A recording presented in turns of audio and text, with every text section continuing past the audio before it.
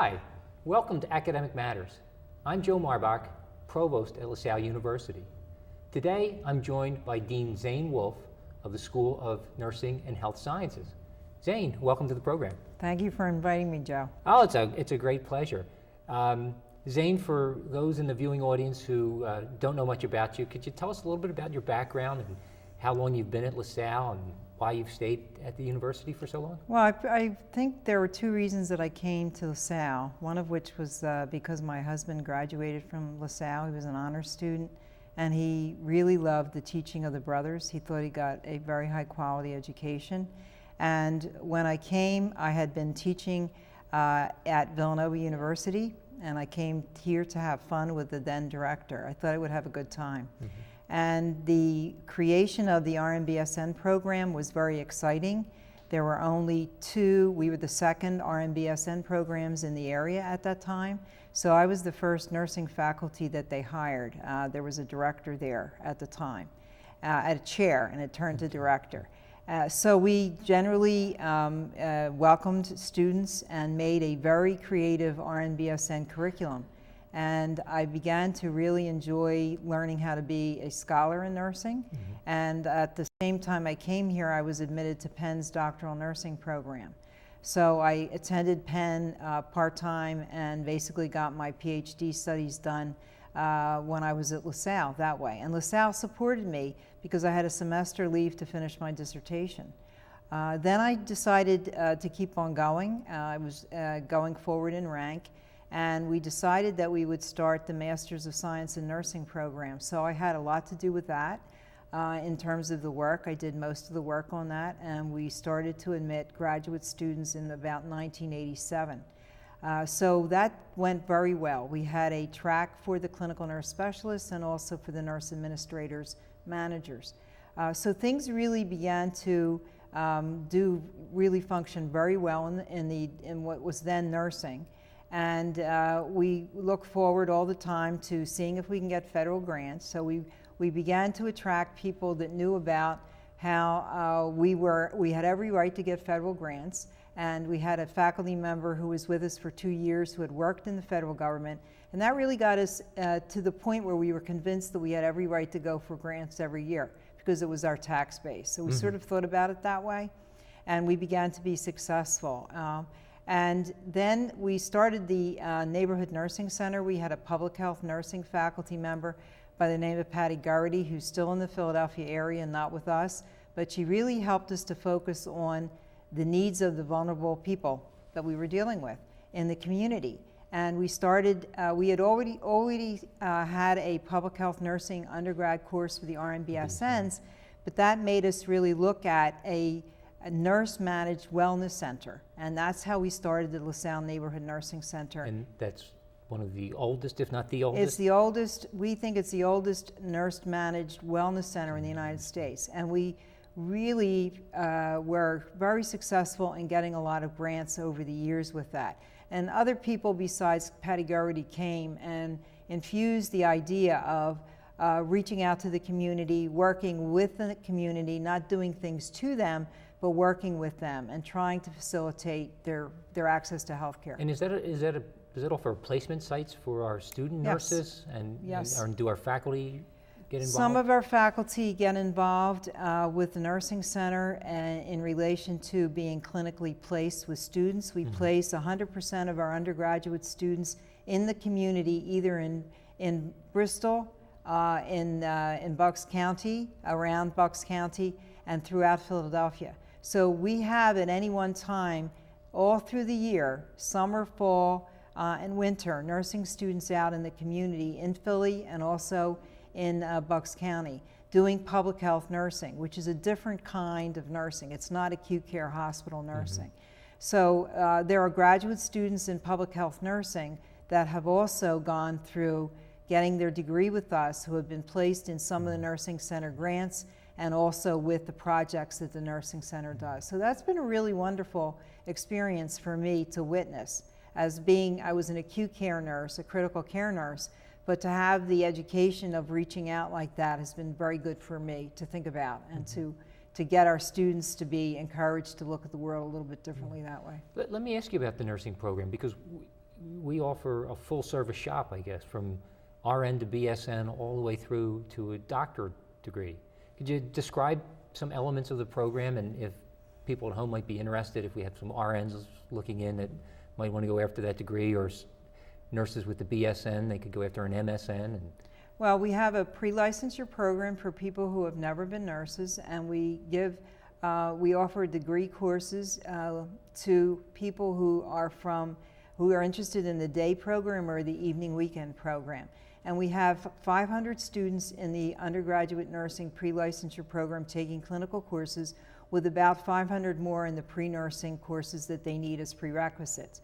We have about 400 people in the graduate and nursing certificate programs, and we have nurse anesthetist track, we have clinical nurse specialist, public health nursing, adult nurse practitioner, family nurse practitioner, clinical nurse leader, and we have a partner with the Frank Tornetto School of Anesthesia for nurse anesthetist education.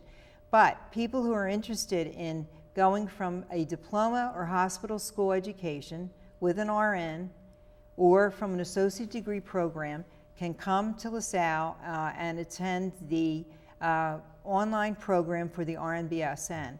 And we're happy to say that once people find us, that they're interested, a lot of them, in pursuing the master's degree with us. Mm-hmm. We're working on our second year of the Doctor of Nursing Practice degree, and that's a new degree, and we're interested in figuring out how we're going to make it easier for people to go from the master's through the Doctor of Nursing Practice. And that degree welcomes people who are nurse administrators and also nurse practitioners, clinical nurse specialists, nurse midwives, and nurse anesthetists. So this is going to be the future of nursing. It's very comparable degree-wise, doctorate-wise, with the PharmDs, mm-hmm. with the DPTs, the people who do physical therapy, with the AUDs, the audiologist doctors, and so forth. So it's a clinical degree. And we think that we've worked up a really good curriculum, so we just have to advertise more and get more students here. Yeah, and as I understand, we're looking at some new delivery methods, perhaps a hybrid type of degree or well, we're already model. Doing that, Joe. We already have a online course. We're doing the professional ethics course online, and most of the courses are hybridized, almost up to 50% hybridized right now. We've also, because the DNP degree requires 500 clinical hours post-masters, we have arranged that some of the courses include some of the hours so that they're not all captured at the end of the degree and hold people up. But that degree gives you a very interesting, more broad view of healthcare and nursing. And at the end of it, they prepare a project, the capstone project, that will contribute to an organization in healthcare, that will be partnered with somebody working within an organization, and we'll have a publishable paper.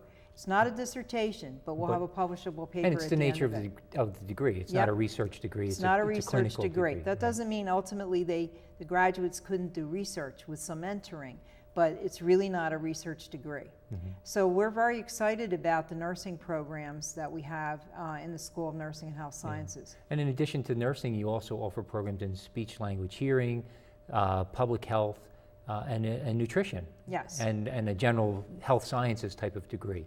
We do. The latest, I guess, is this new bachelor's degree in public health. Could you tell us a little bit about that? Yeah, I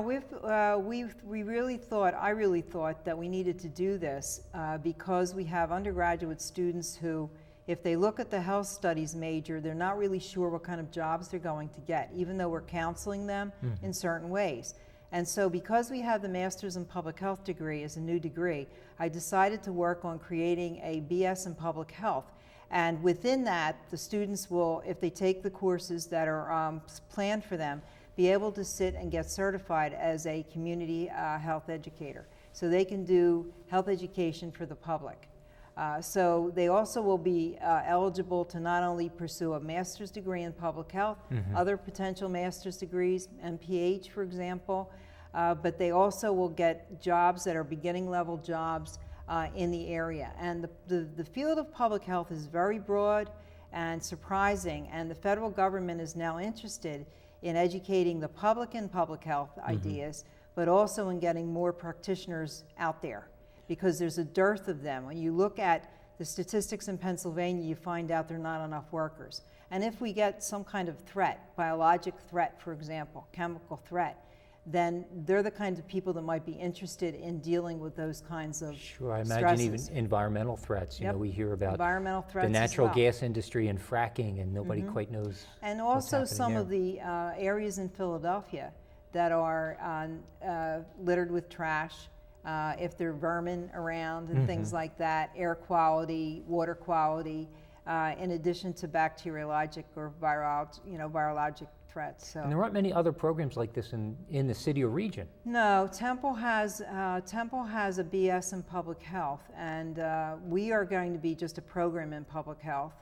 I think that, and I'm sure, Drexel's the only one that has a school of public health in the area. But there are public health programs kind of scattered around the area. Some of them are under medical schools, like Penn's. And that might be changing because if people are looking at what the federal government wants us to do with what's called Healthy People 2020, there's definitely a commitment to public health within that. And we're looking to position ourselves and take advantage of kind of where the industry is headed in that area. And I also think people that come to LaSalle are interested in serving the public, potentially. And that there may be students that find that kind of a niche for themselves because it is a service-oriented, altruistic, hopefully, oriented life work. Yeah. Zane, we have less than a minute left, and we haven't talked about half your school. So I hope you'll be able to come back in the spring semester and tell us about speech language hearing and what's going on with nutrition and the labs that are built in, and your facility over in St. Benilde Tower, which is the old Germantown Hospital, for folks to give it a geographic location. I'll be glad to. Okay, great. My guest has been Dr. Zane Wolf, Dean of the School of Nursing and Health Sciences at LaSalle University. Please stay with us when I'll be joined by Dr. Kevin Harty, who is the chair of the English department here at LaSalle.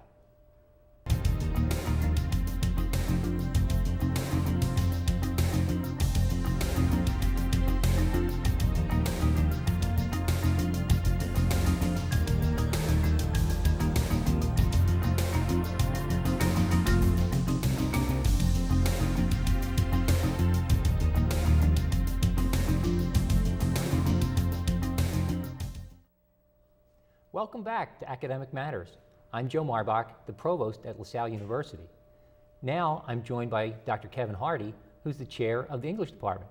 Kevin, welcome to the program. Thanks, Joe. Thanks for having me. Oh, it's a great pleasure.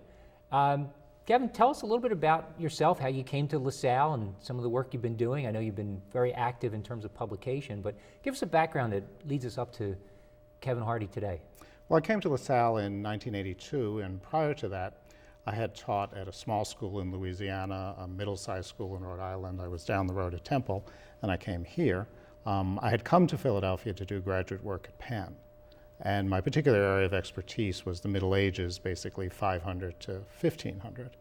But what attracted me to LaSalle was it seemed to me the right size place with the right emphasis. Obviously, every school takes teaching seriously, but here at LaSalle, there's this very, I think, healthy mix of teacher-scholars rather than scholar-teachers, and I don't think that difference is just simply a matter of semantics.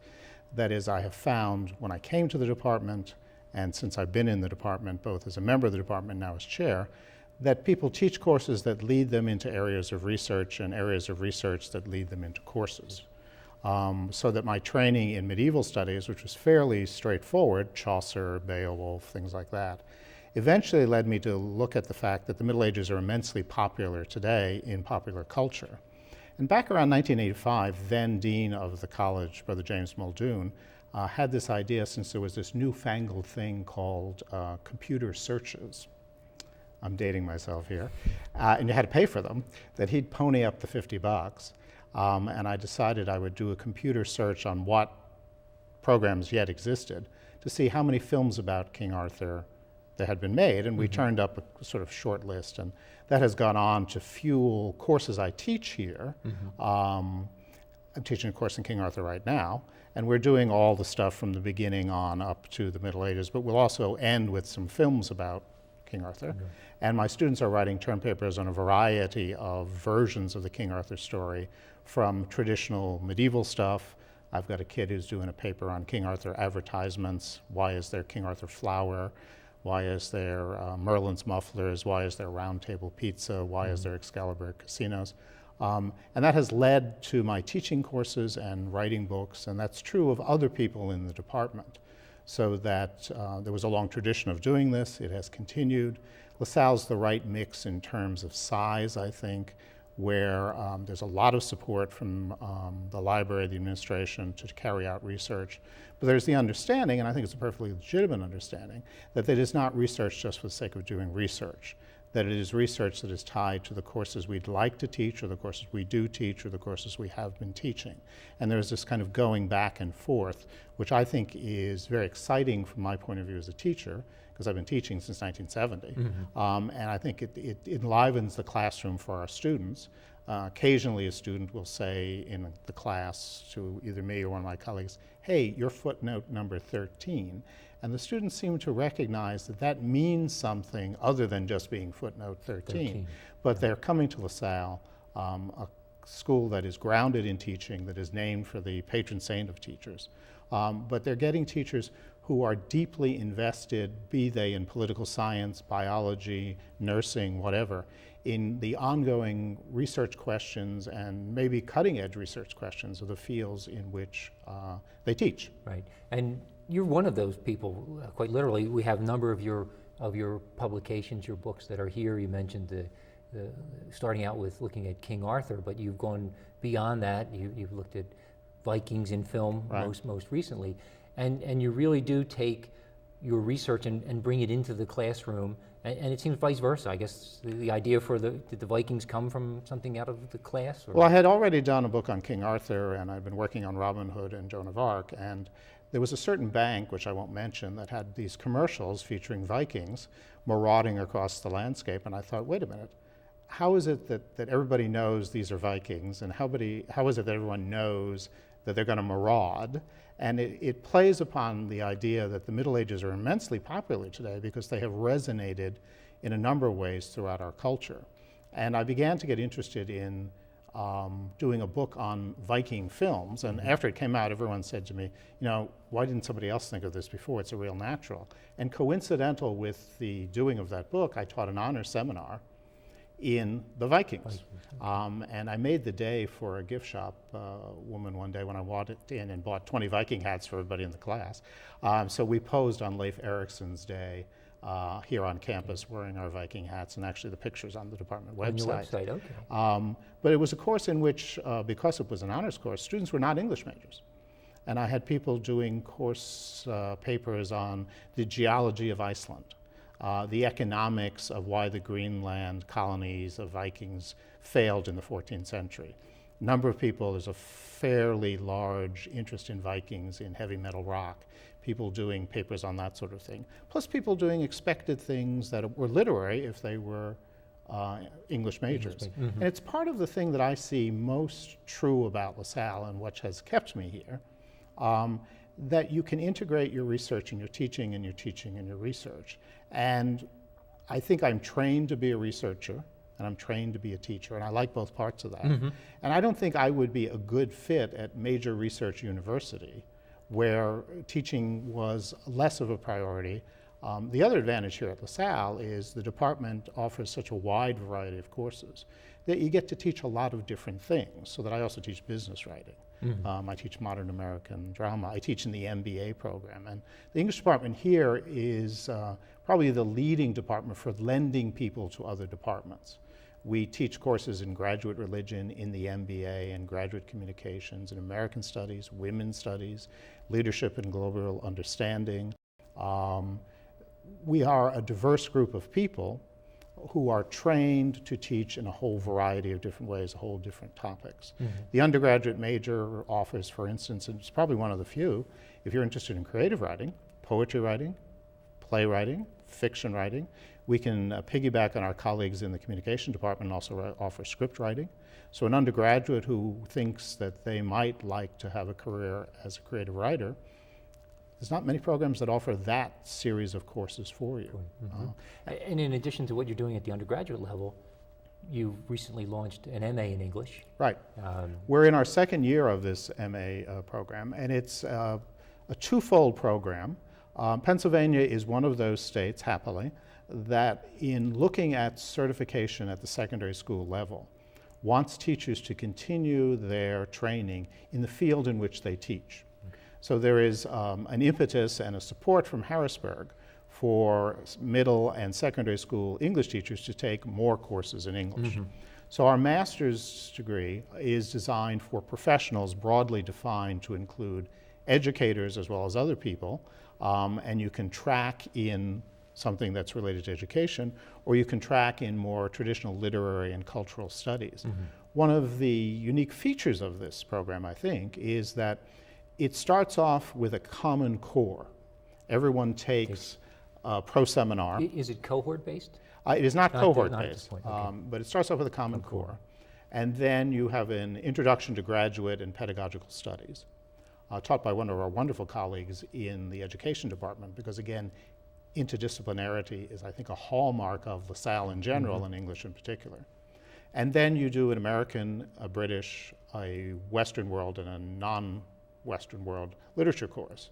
There's a capstone experience at the end, but then in the middle there, you have a range that will address the needs that you think you have. There are courses in cultural studies. There are courses in computer and web-based writing. Okay. There are courses in rhetoric and composition if you are interested in that. A whole variety of different courses. This semester, Dr. James Butler, who was my predecessor as chair and world-renowned scholar in a number of areas, is teaching a course in Philadelphia studies because our president's office is the home of Charles Willson Peale, the famous colonial painter. And these are historic grounds on which we sit across the street from the studio. It's an historic home. So we're tapping into the city, and we even offer a certificate in Philadelphia studies along with certificates in American studies and other sorts of things. So that would be particularly attractive to teachers in local school districts, the Philadelphia School District in particular. And also people just interested in Philadelphia. Mm-hmm. Dr. Butler offers tours of the property here to any number of groups. William and Mary may disagree with me on this, but we do have the oldest part of a standing building in America on a college campus, which is part of the basement of the president's house. Mm-hmm. I think William and Mary's argument is they have a whole building, ours... We've got a foundation. We have an older foundation. And so, apparently a tunnel that the students discovered. Yes, that was an unexpected tunnel. But all of this ties into, you're at a school where teaching is taken seriously, mm-hmm. where the founder of the Christian Brothers really was a person who thought outside the box. Yeah, very innovative for his time. Yeah. I mean, not quite the inventor of public education, but darn close. Yeah. And that certainly in the English department, and I think it is true across the university, we have the ability and the will and really the track record to think outside the box. That an English degree here offers you a whole variety of opportunities. A degree in any of the other disciplines in any of the other colleges offers you a variety of opportunities. Depending on what you want to do with it, the world is your oyster. Mm-hmm. I sometimes say the joy of the English major is it doesn't prepare you to do anything, and it prepares you to do everything. So you hit the middle ground as to where it is you would like to go. And chart your own course in many ways. Your own course. We've got 30 seconds left, Kevin. You've done Vikings, King Arthur. What's next? Joan of Arc and Robin Hood a little bit. Joan of Arc and Robin Hood. So Little John and Friar Tuck. And Friar Tuck. Okay, great. My guest has been Dr. Kevin Harty, Chair of the English Department here at LaSalle University. Thank you for watching.